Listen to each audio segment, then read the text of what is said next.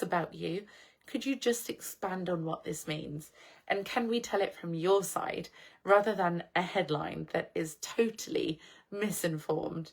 So I've had good and bad experiences with the media, and I think social media is definitely a way for me to be myself and to put people straight and say, actually, that's not the truth, or that's not the way that it's actually went down.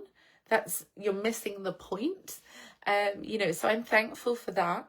But over previous years, the amount of things that I've just thought are such an injustice, it's infuriating. So to be able to do a fashion shoot for a fashion magazine with a deeper meaning of wearing this newspaper dress and being able to share my thoughts and views on that was absolutely wonderful.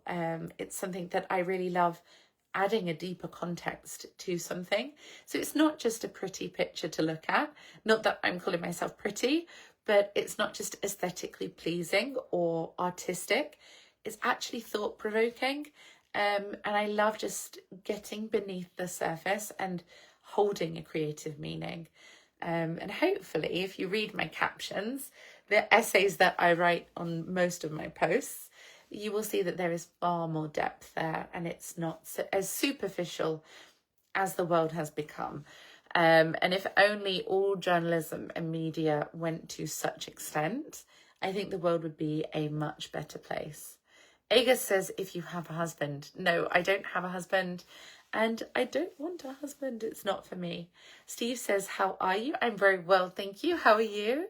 Welcome everyone for joining. Jay Doyle says, hello. Hi there. Agus says, forgive me, Tracy.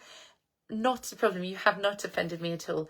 I know everybody has different customs and culture and expectations of how people live life. And I was raised a Catholic in England. So I was taught, marry your boyfriend when you were young, have children, have a family, do everything your grandparents did, and life is complete. I've never met a happily married person, ever. I would love to be disproved on this. I've never met a couple in a marriage that I would want for myself. I've never felt jealous of people being married or thought, oh, why can't I have that? That doesn't ring true with me. I think ownership, dictatorship, abuse is not something that I ever want to experience again. I went through a horrible engagement at a young age, and fortunately had the backbone to say no before going down the aisle. Whereas I think most people feel that they are shamed into marrying if you've been in a relationship for over a year. The decent thing, the right thing to do is that you propose or plan to have children. But actually, do you know this person? Do you align with this person? Does this person truly love and respect you?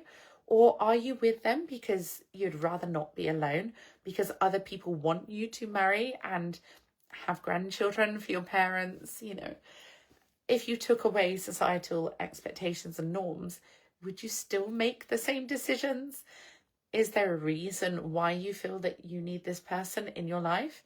Are you lacking something in yourself that you feel they fill in the blanks?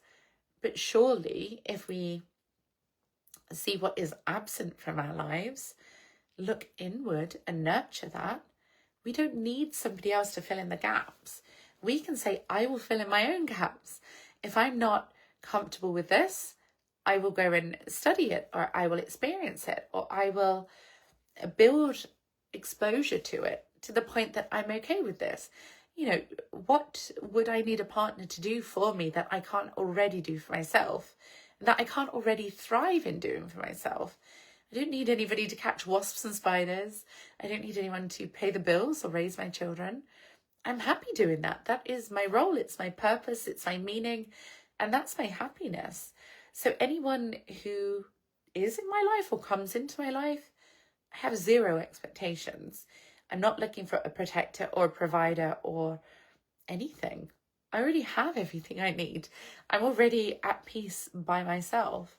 So not needing people, I think, puts you in a position where you can then choose the right people to be around you, not for the sake of it, not because of convenience or they were the best you could get at that time, but because they genuinely deserve to be in your life, because they respect you and love you and see you for who you are and allow you to be who you are without saying, hey, you can't have friends, and hey, you can't go out, and you can't work there, or you're not allowed to do that.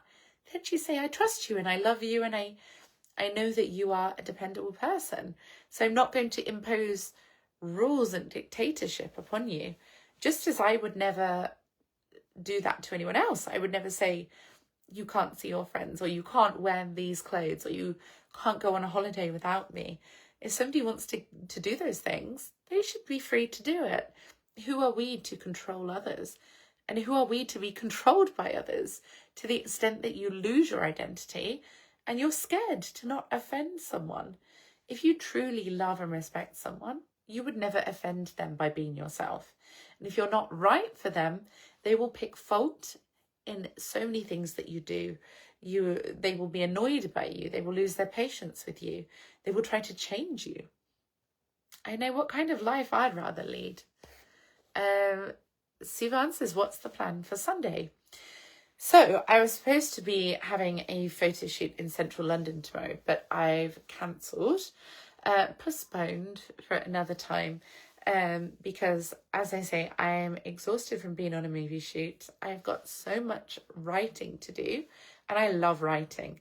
I love to immerse myself in editing and photography and content creation that I can't just rush. I have to just delegate some time to just create and be in that flow.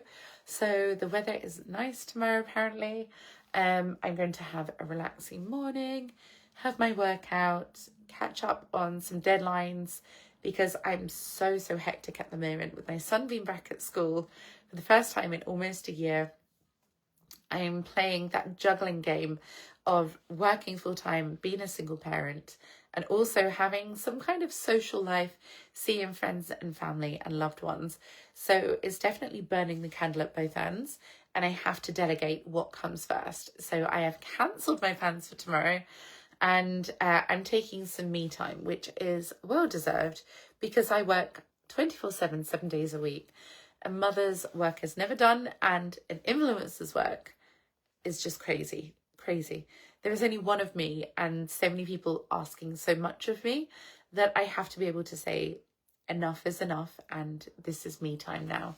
So tomorrow is my me time, but I will still work, but on my terms.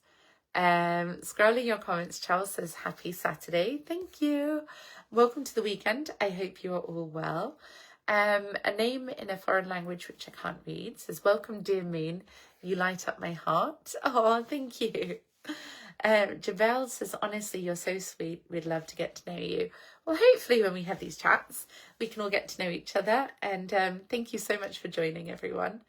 Akshay, if I've said that right, says, how are you? It's nice to meet you. May I know what country you're from? I'm in England.